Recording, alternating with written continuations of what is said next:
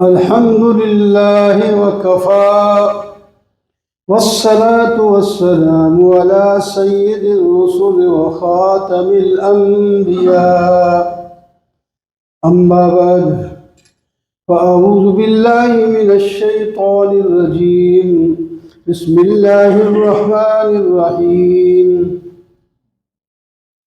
ولا يأتل أولو الفضل منكم والسعة أن يؤتوا أولي القربى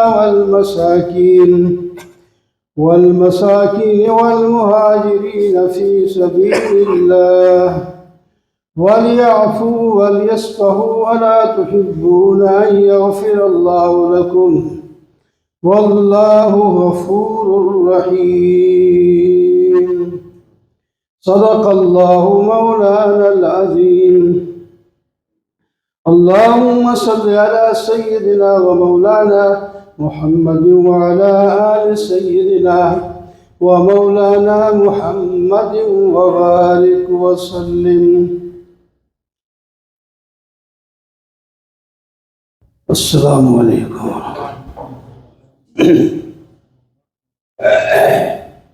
محترم و معزز سامعین، بزرگوں، دوستوں اور عزیزوں، سورہ نور کی ایک آیت تلاوت کی ہے. اللہ تعالیٰ ارشاد فرماتے ہیں کہ صاحب فضیلت اور صاحب وسعت لوگوں کو یہ نہیں چاہیے کہ وہ قسم اٹھا لیں رشتہ داروں، مسکینوں اور اللہ کی راہ میں جہاد کرنے والے، ہجرت کرنے والوں پر خرچ نہیں کریں گے. انہیں تو چاہیے کہ معاف کر دیں، درگزر کر لیں. کیا تم یہ پسند نہیں کرتے کہ اللہ تعالیٰ تمہارے گناہوں کو معاف کر دے؟ اللہ تعالیٰ تو بہت بخشنے والے اور بڑے ہی مہربان ہیں. یہ ساتھ کا ترجمہ ہے جس میں ایک کلیہ بتایا گیا. صاحب فضیلت یعنی دیندار، دین سے ہی فضیلت حاصل ہوتی ہے. اور صاحب وسعت یعنی مالدار. ایک شخص صاحب فضیلت ہے، دین والا بھی ہے، اور صاحب وسعت ہے، مال والا بھی ہے، تو اس کو فیاضی سے کام لینا چاہیے. اس کو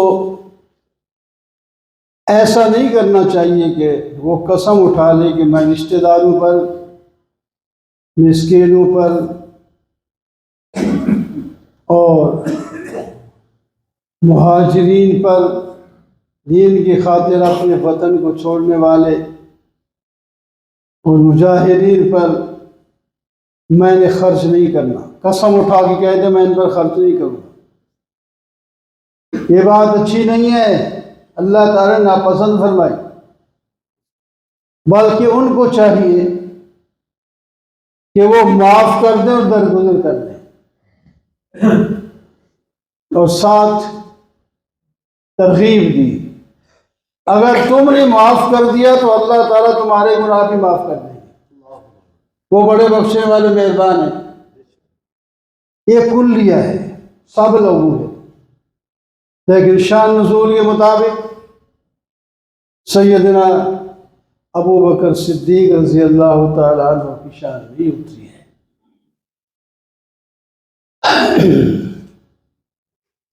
حضرت صدیق اکبر صاحب فضیلت بھی تھے، صاحب مال بھی تھے. غریب آدمی نہیں تھے، دولت مند آدمی تھے. اور ایمان لانے سے پہلے بھی معاشرے کے اندر ایک حیثیت رکھتے تھے. معزز ترین شخصوں میں سے تھے، باعزت شخصوں میں سے تھے، لوگ ان سے فیصلے کرواتے، ان کی چیف جسٹس کی حیثیت تھی، ایسے عزت والے تھے۔ پھر ایمان لانے کے بعد تو اللہ تعالیٰ نے اور 4 چاند لگا دیے، بڑی فضیلت والے ہو گئے۔ صدیق اکبر رضی اللہ تعالیٰ عنہ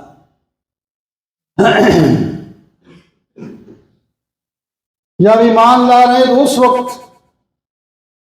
نقد 40,000 درہم و دینار اس کے پاس تھے اس وقت، باقی کوئی جو جائیداد الگ، وہ سارا کا سارا مال دین پر خرچ کر دیا۔ اتنے دولت مند، اور جب کوئی ضرورت پڑتی مال خرچ کرنے کی تو پیش ہو سب سے زیادہ۔ وہ یہ نہیں دیکھتے تھے کہ پیچھے کیا ہوگا، بچوں کا کیا ہوگا۔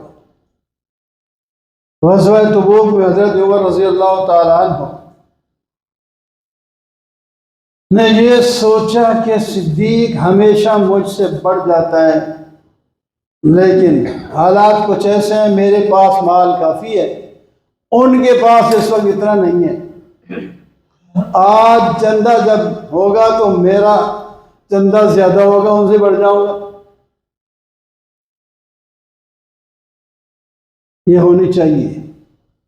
دین کے اندر مسابقت کا اللہ تعالیٰ خود حکم دیتے ہیں، آگے بڑھو،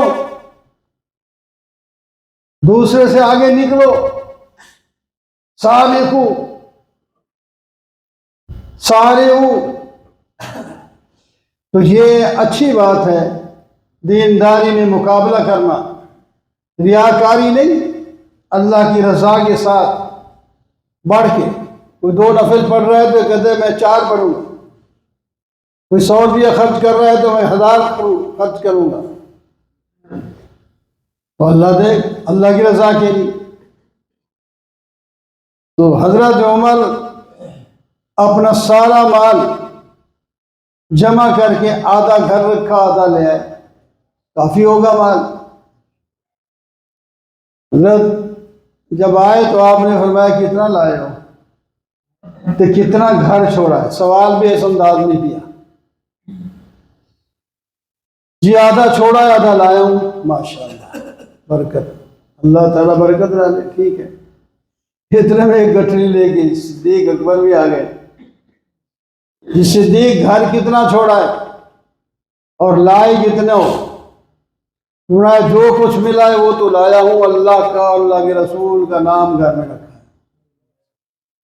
حضرت عمر کہنے لگے بھائی یہ کہیں نہیں بڑھنے دیتا، بہت سے موقع پر کوشش کی کہ میں بڑھ جاؤں، لیکن نہیں، صدیق آگے، ہر چیز میں آگے۔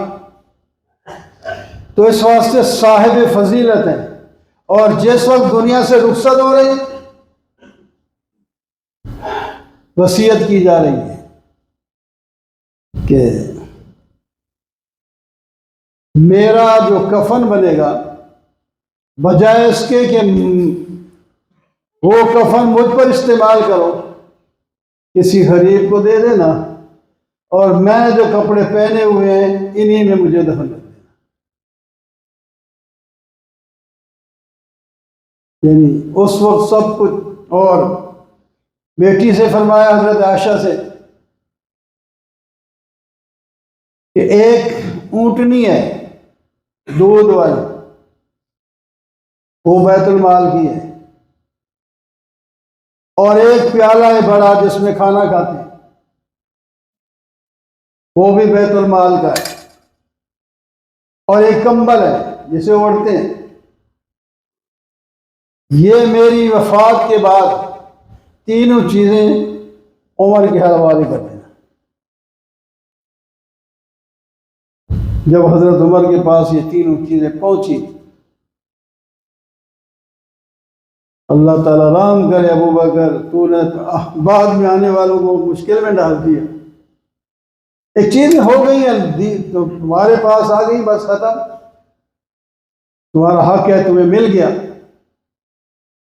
بلکہ ایک جگہ تو یہ بھی پڑھا تھا میں نے، انہوں نے دو ڈھائی سال خلافت کی ہے، جو تنخواہ کے طور پر وظیفہ لیا ہے اس کی بھی وصیت کر دی کہ جتنا میں نے لیا ہے، میری زمین وغیرہ جو کچھ جائیداد ہے، وہ سارے کا حساب کر کے اتنا بیت المال میں جمع کرا دیا۔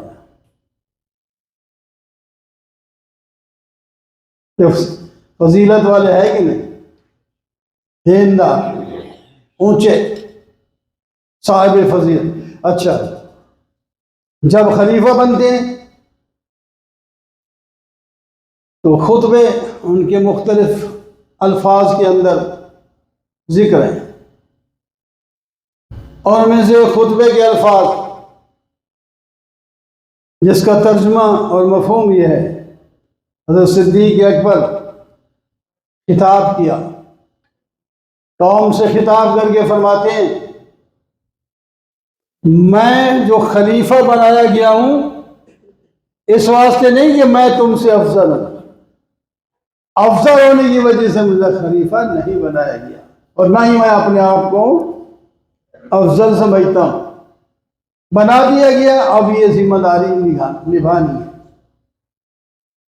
اور ادھر تو ہم تھوڑا سا کوئی شے مل جائے تو کہتا ہے واہ بھائی واہ، اس کا مستحق ہی میں تھا، کمال ہی میرے اندر ہے سارا کچھ، ہم ہی سب کچھ، ہم اب بدل دیں گے، بدلتے وہاں بات کھڑی ہے تو رخصتی کا ٹائم آ جاتا ہے۔ بہرحال میں تم سے افضل نہیں ہوں، ایک بات۔ دوسری بات، قرآن موجود ہے، سنت رسول صلی اللہ علیہ وسلم موجود ہے، اسی پر ہم نے عمل کرنا ہے۔ تیسری بات، تم میں سے جو کمزور ہو، معاشرے میں کمزور غریب لوگ ہوتے ہیں نا، تم میں سے جو کمزور ہو وہ مجھ پر قوت والا ہے، جب تک کہ میں اس کا حق لے کر اس کا ملوں، اس کا کسی نے حق دبایا ہوا ہے، وہ کمزور ہے، اس کی کوئی نہیں سنتا، میں اس کا حق لے کر دوں گا، اگر نہ دوں تو میرا گریبان پکڑے۔ اور تم میں سے جو قوی ہے، اپنے آپ کو بڑا سمجھتا ہے، میرے نزدیک وہ کمزور ہے، اس نے اگر کسی کا حق دبایا تو نکال کے دکھاؤں گا۔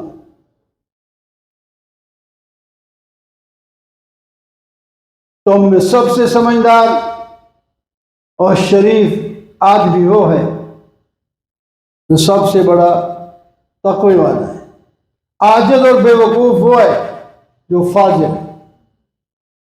سنو ان کے خطبے کے میں مندرجات سنا رہا ہوں، کہ ہمارے پہلے خلیفہ ہیں، یہ چیزیں ہمارے مد نظر ہونی چاہیے۔ اللہ اکبر، میں قرآن و سنت کی اتباع کروں گا، نئی باتیں نہیں کروں گا، قرآن و سنت کے مطابق چلوں گا۔ اب تم سے درخواست ہے، ان قوم سے فرمائیں، میں جب تک قرآن و حدیث کے مطابق، سنت کے مطابق چلتا رہوں تو پھر خیر کے کاموں میں میری مدد کرنا، کیونکہ تعاون کی ضرورت ہوتی ہے۔ اور اگر خدا نہ خواستہ میں دین سے ہٹ کر کوئی کام کروں تو مجھے سیدھا کرنا، یہ نہیں کہ مدد چھوڑ دینا، فَقَوِّمُونِي، مجھے سیدھا کرنا، سیدھا۔ فَأَقُولُ قَوْلِي هَذَا أَسْتَغْفِرُ اللَّهَ، یہ بات نہ خطبے کے جو اہم نکات کے میں نے عرض کر دی. پھر صاحب فضیلت ہے کہ نہیں؟ اتنی فضیلت والا شخص ہے اور دنیا کے بارے میں بتا دیا. تو یہ اللہ تعالیٰ جو آیت نازل فرما رہے ہیں، اور مراد صدیق اکبر ہیں پہلے شخص، اور قیامت تک پھر دوسرے لوگ بھی آتے رہیں گے. یہ اصل وجہ کیا ہوئی؟ وجہ اس کی یہ ہوئی کہ حضرت عائشہ صدیقہ پر رضی اللہ تعالی عنہ ام المومنین پر جب تہمت لگی، منافقوں نے لگائی، تو 3 صحابی بھی ان کے ساتھ مل گئے. ایک وہ شاعر رسول حضرت حسان، ایک عورت، اور ایک حضرت مستح، ایک تو نام ہے. یہ حضرت صدیق اکبر کے گھر رہتے تھے. بعض کتابوں میں ہے کہ وہ خالہ زاد بھائی تھے، بعض روایت میں بھانجے تھے، بارہ جو بھی قریبی رشتہ دار تھے. وہ بھی ان میں مل گیا، اور صدیق اکبر ان کا خرچ بھی دے رہے ہیں پہلے سے. غریب آدمی ہے، ساری ذمہ داری یہی اٹھائی. تو آپ اندازہ لگائیں، جب بیٹی پر کوئی آدمی تہمت لگائے تو وہ پیارا لگتا ہے. اس کو تو بندہ ایسے کہ کھا جاؤں گا، اس کی تو بوٹیاں اڑا دیں. اور جو پل بھی آ رہا ہے، کھا بھی کر رہا ہے، رہ بھی کر رہا ہے، بجائے اس کے ساتھ دے دوسروں کے ساتھ مل جائے تو کتنا غصہ آتا ہے. حضرت صدیق اکبر رضی اللہ تعالی عنہ نے فرمایا کہ جب وہ برات نازل ہو گئی، پہلے چپ تھے، جب برات نازل ہو گئی صدیقہ کی، تو حضرت صدیق نے کہا آئندہ میں اس کو خرچ نہیں دینا، بس اتنا ہی کافی ہے. ورنہ تو آدمی پتہ نہیں کیا سے کیا کرتا ہے، پھر بھی کوئی خرچ نہیں دینا، اپنا جاؤ جہاں مرضی ہے. اللہ تعالیٰ نے آیت بھیج دی، اس کا خرچ کیوں بند کر دیا؟ غلطی ہوگی، ہو گئی، ہم نے معاف کر دیا، تو بھی معاف کر دے. غلطی ہو گئی ہے اس سے، یہ لیجیے غلطی نہیں ہو، غلطی بھی بڑی زبردست ہے. عزت کی غلطی جو ہوتی ہے یہ چیز ہے، یہ بہت ہی مشکل ہے. بھائی کو نہیں پسند کرتا آدمی کوئی ایسی بات کرے اتنا. تو اللہ تعالیٰ نے کیسے انداز میں فرمایا، صاحب فضیلت اور صاحب دولت آدمی کو چاہیے نہیں کہ قسم اٹھا دے میں ان غریبوں پر خرچ نہیں کروں گا. وہ رشتہ دار بھی تھا، مسکین بھی تھا، مہاجر بھی تھا، اور بدری بھی تھا، بدر بھی تھا. بڑے اس کے بھی فضائل ہیں، لیکن غلطی ہو گئی، انسان ہو جاتی ہے. ان کے ساتھ مل گئے تو پھر غیرت. نبی علیہ السلام کو تو کہ جو صاحبزادی کو جب طلاق دی گئی نا، اتنا غصہ آیا نبی علیہ السلام کو. آپ نے اس بندے کے لیے بد دعا کر دی، یا اللہ اس پر کوئی کتا مسلط کر دے. طلاق بھی دی اور ساتھ تھوکا بھی، یہ بدماشی بھی ساتھ دکھائی. تو اللہ تعالیٰ نے پھر درندہ شیر بھیج کے اس کو مروا دیا. تو یہ ہے، اور وہ تو صرف طلاق دی ہے نا، تو یہ بیٹی پر تو مر لگائی، یہ اس سے بھی بڑھ کر ہے. کیوں نہیں آدمی کو غیرت آتا؟ لیکن بدری صحابی ہے، انہوں نے بھی جان اور ایمان اخلاص کے ساتھ لائے تھے. اللہ تعالیٰ نے حضرت نبی علیہ السلام نے فرمایا گویا کہ اللہ تعالیٰ نے آسمان سے جھانک کر دیکھا، بدریوں اس کے بعد جو بھی کچھ کرو ہم معاف کر دیں گے. تو اب ہو گیا نا معاف. حضرت صدیق کو لالچ دیا، آپ صاحب فضیلت ہیں، صاحب مال ہیں، اور آپ کے رشتہ دار ہیں، ان کو معاف کر دو، درگزر کر لو. تو پھر آگے کیا تم یہ بات پسند نہیں کرتے کہ میں تمہیں معاف کر دوں؟ فوراً آیت ابھی اتری تھی تو کہنے لگے انا احب ان یغفر اللہ، میں پسند کرتا ہوں کہ اللہ تعالیٰ مجھے معاف کر دیں، آئندہ سے میں اس کا جتنے دنوں کا خرچہ نہیں کیا وہ بھی دے دوں گا، اور بلکہ ایک بات کہتے ہیں دگنا دے دوں گا. تو یہ ہے فضیلت والے لوگ، صاحب فضیلت، صاحب دی، تو یہ ہمارے لیے نمونہ ہے، ہمارے بڑے ہیں۔ اللہ تعالیٰ ہمیں ان کے نقش قدم پر چلنے کی توفیق عطا فرمائے۔ وأقول قولي هذا والحمد لله رب العالمين۔